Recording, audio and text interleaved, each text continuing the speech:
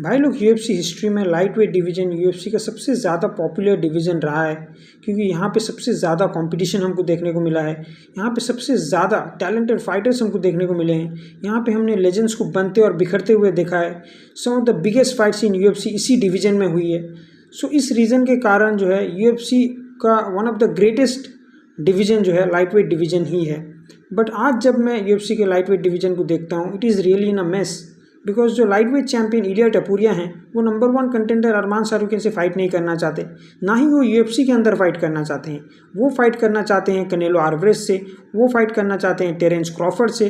जी हाँ, उनको अब बॉक्सिंग में इंटरेस्ट है, वो अब बॉक्सिंग फाइट करना चाहते हैं। कॉनर मैकग्रेगर का पाथ जो है वो फॉलो करना चाहते हैं। वो यूएफसी में आए, उन्होंने फेदरवेट चैंपियनशिप जीती, फिर उन्होंने लाइट वेट चैंपियनशिप जीती, 2 डिवीज़न चैंपियन बन गए।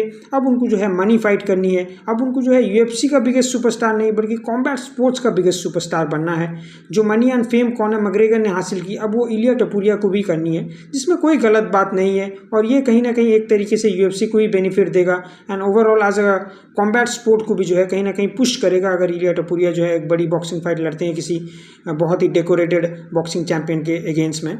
बट यहाँ पे वही ध्यान रखने वाली बात है कि कॉनर मैकग्रेगर का पाथ फॉलो करते करते कहीं इलिया टपुरिया का हसर भी कॉनर मैकग्रेगर जैसा ना हो जाए, क्योंकि मनी एंड फेम आपको पावर तो फील कराती है बट अंदर ही अंदर खोखला भी कर देती है। जब money and power and fame जो है आपके सर में चढ़ जाती है तो बड़े से बड़े चैंपियन को भी जो है हमने धराशायी होते हुए देखा है, डाउनफॉल फेस करते हुए देखा है। कॉनर मैकग्रेगर के साथ जो आज हम देख रहे हैं वो इसका लाइफ एग्जाम्पल है। तो मैं नहीं चाहता कि इलिया भी जो है यही सेम लूप में फंस जाएँ। एंड रही बात लाइट वेट डिवीज़न की, तो इलिया टपुरिया इकलौते जिम्मेदार नहीं है इस डिवीज़न की बर्बादी के लिए, बल्कि यूएफसी खुद भी कहीं ना कहीं इस डिवीज़न की बर्बादी के लिए खुद ही जिम्मेदार है।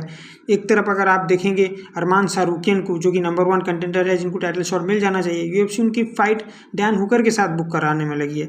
और अगर डैन हुकर की रैली निकाल के जीत भी जाते हैं अरमान शाहरुखियन, तो क्या यूएफसी उनको डायरेक्ट टाइटल शॉट दे देगी, इस बात की भी कोई गारंटी नहीं है, क्योंकि यूएफसी पैडी पिंपलेट और जस्टिन गेची की भी फाइट बुक करने में लगी है।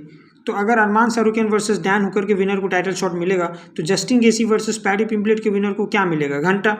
तो इस चीज़ के ऊपर मुझे लगता है कि डायना वाइट को पर्सनली आके जो है यूएफसी फैंस को एक क्लियर कट पिक्चर देना चाहिए कि वो लाइट वेट डिवीज़न का फ्यूचर को किस तरीके से देख रहे हैं।